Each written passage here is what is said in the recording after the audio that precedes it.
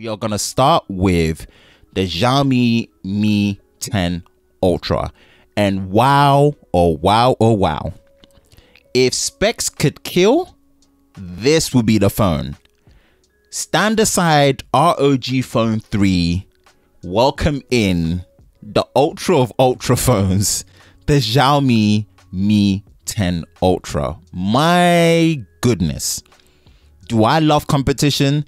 And do I love things really stepping up? This is a good look. Damn. So we're gonna start there. We're gonna try and digest in the craziness, and we're talking about the craziness that Xiaomi have dropped here on the Mi 10 Ultra. This is an overkill that I can vibe with, for real, based on what is being given and what is being shown by Xiaomi. Let's look at this. The Xiaomi Mi 10 Ultra in a nutshell. It's a 6.67 inch curved OLED 120 Hz display, just like my OnePlus 7 Pro. So I'm used to that, right? 120 watt wired charging that can charge the 4,500 milliamp hour battery from 0 to 100% in 23 minutes. I run my average pace at 5 kilometers around 23 minutes or even slightly under. So I could leave this phone, go for a 5K run from dead to zero,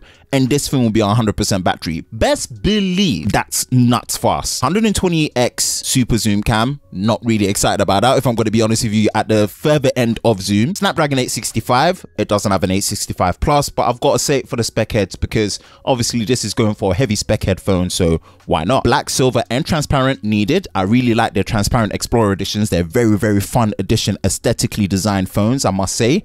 And then we've got the SKUs, the SKUs, the stock keeping units: 8GB of RAM, 128GB of internal storage, 8GB of RAM, 256GB of internal storage, and the behemoth, 12GB of RAM, 256GB of internal storage. But oh, wait a minute, 16GB of RAM and 512GB of internal storage. Like, how many SKUs you want? Like, do you want us all to be part of the party? I guess so. We've got the display. It is a full high definition plus display with a below 400 PPI. Shout out to the PPI patrol people in terms of the specs.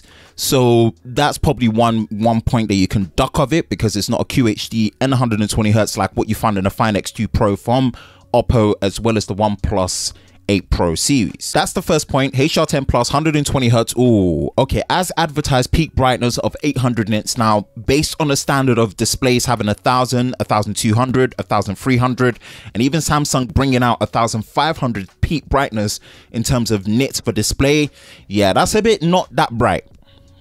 Is it bright enough? Yeah, probably. But against the competition, since it's a spec heavy phone, we kind of have to dig into it and see, like, why is your display not brighter, Xiaomi? Okay, Android 10, MIUI 12, obviously expected, not 865 plus as mentioned before, but again, I think this is going to be more than adequate. UFS 3.1, the fastest internal storage that you can get right now, above UFS 3.0. All the SKUs, the SKU models that you've got here, but I think these are skewed out very well, actually. They're spaced out so well, especially these. I think this 256 gig, 8GB of RAM one, that is probably going to be the best value one. Everything else above that, unless you really want the storage internally, everything else above that, overkill. Camera. Now, the camera here is very interesting. So you're looking at a quad rear camera system, a custom made 45 megapixel standard wide with a 1/1.3 inch 3.2 inch sensor. That's a massive pixel size. 1.2 microns is massive, but I guess it's doing that through some form of pixel binning. f1.9 aperture, laser autofocus for fast autofocus, optical image stabilization. Then there is a 48 megapixel periscopic zoom lens, f1.4, and that's obviously what's given with phase detection. So it's 5 times optical, then it's doing a hybrid of 120x. Please, this, I think that's going to look hella soft.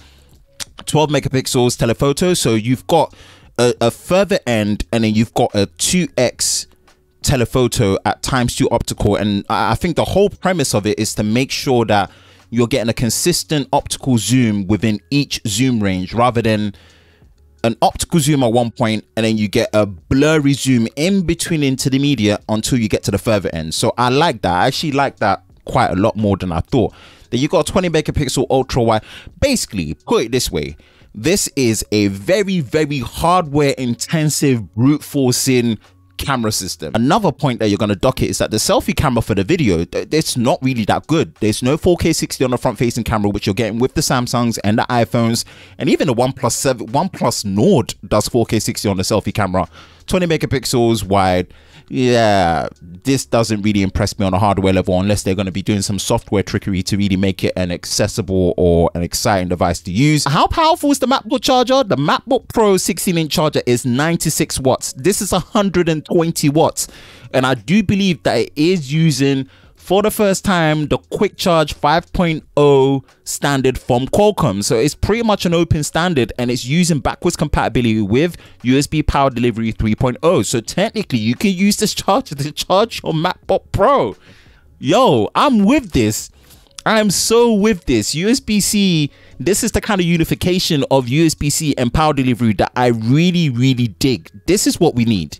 This is 100% what you need. And the battery capacity is a nice amount.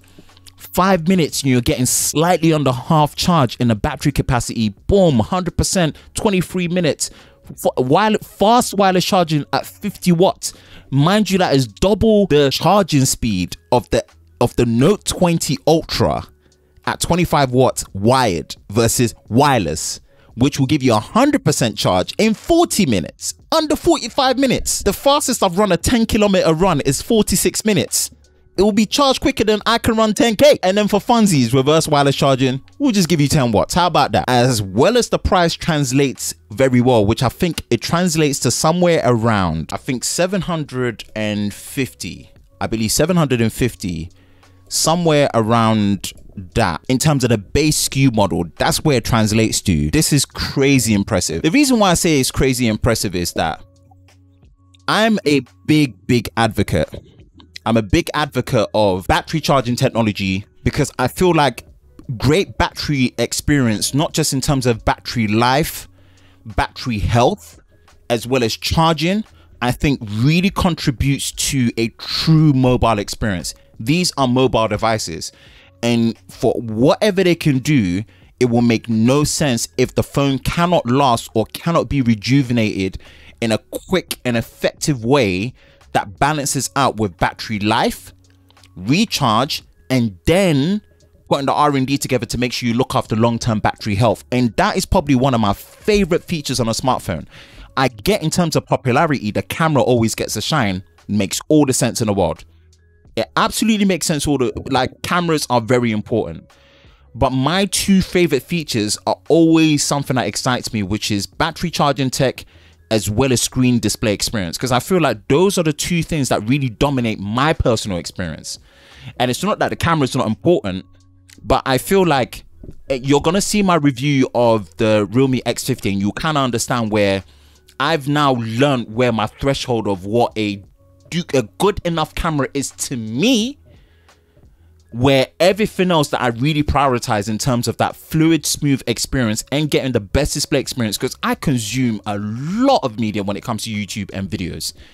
And then because of that, having a strong battery, having a display that's bright enough, sharp enough, color rich, color accurate, at the same time with the best display design and viewing experience, I need to make sure that my battery on site, recharge on site. This is impressive. This is how you do an ultra phone. And even with the things that I've docked it, not having a QHD plus display, the display in terms of peak brightness not being that bright at 800 nits, and again that means the sustained brightness, you're probably looking at somewhere around 500 nits of sustained brightness continuously and not peaking. Docked it for the fact that it doesn't have a Snapdragon 865 plus. Does it really matter? No, in the grand scheme of things. But at the end of the day, when you're touting a spec heavy phone, come on, you got to have the absolute bleeding edge in terms of chipset. So we've got to dock points for that. We've also got to dock points for potentially the selfie camera being lackluster on a hardware level, especially if we're looking at it from a video perspective. Not having any form of 4K UHD video recording on a selfie camera, and you're calling your phone an ultra phone, you got to dock points for that. But for every point docked, guess what?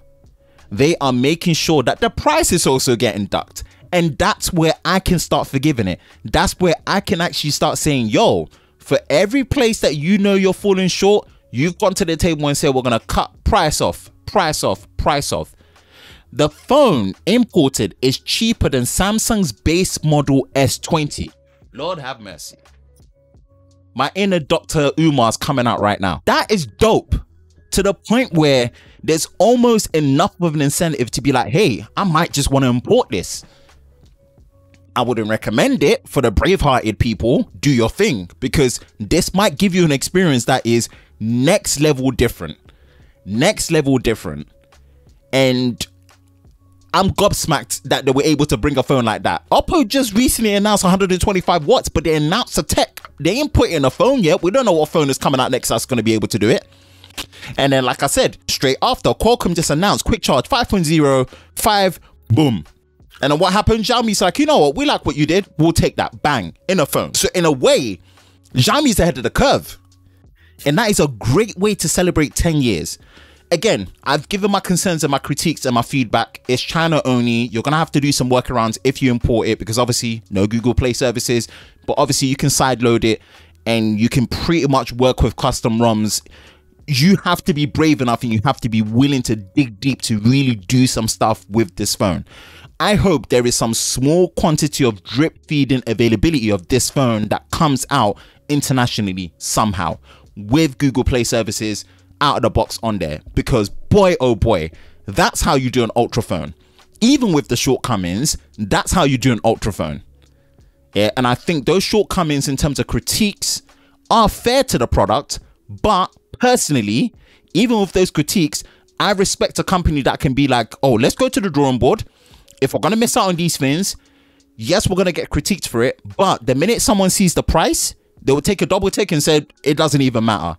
Well done, Xiaomi. That's my thoughts on the Xiaomi Mi 10 Ultra